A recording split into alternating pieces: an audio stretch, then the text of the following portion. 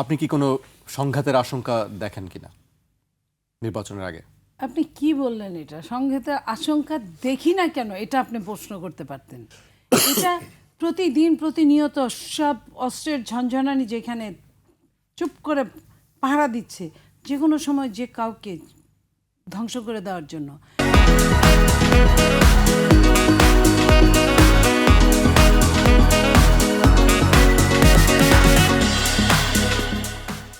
আপনি এই নির্বাচন যারা করতে চায় না, যারা সরকারের সুবিধা পাচ্ছে সম্পূর্ণরূপে, বরং আরও অনেক বেশি, কারণ তারা নিজেরা সরকারে থাকলে জবাবদিহিতা থাকে, আজকে দেন আর 10 বছর পরে দেন, কিন্তু অন্যের ঘাড়ে বন্দুক রেখে যারা অভ্যস্ত খেয়ে, তারা কেন নির্বাচন চাইবে?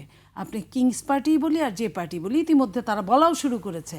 তো সেইখানে যদি নির্বাচনের দিন যত আগাবে, তত আপনার সহিংসতা চরমভাবে বাড়তে থাকবে, ক্রমবর্ধমান হারে বাড়তে থাকবে। আজকে যদি 7টা হয়, আগামী দিন 14টা হবে, তারপরের দিন 21টা হবে, তারপরের দিন আপনার আরও এরকম গুণ বাড়তে থাকবে।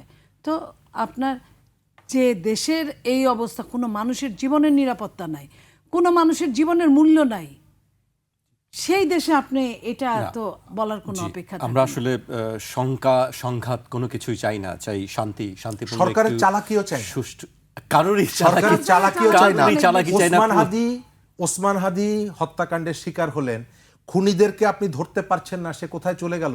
ওসমান হাদির পরিবারের কারোর সাথে কথা না বলে হঠাৎ করে তার ভাইকে আপনি একটা বিদেশে এবং সেটা সরকারি নিয়োগ মদতে দিয়ে সরকারি পদে নিয়োগ দিলেন। আপনি ওসমান হাদির পরিবারের সাথে আলাপ করলেন না, তার অর্থ হচ্ছে ওসমান হাদিকে আপনি বিতর্কের মুখে ফেলে দিলেন। এবং আরো তার যে একটা আত্মদান, কথা, আরো একটা কথা, 3 বছরের জন্য আপনি নিয়োগ দেওয়ার কে? আপনি এটা আপনি কিভাবে কে? পেলেন? Who are you? এটা কি তার আপনি পরিবার নিজে চেয়েছে? কয়দিন আছেন?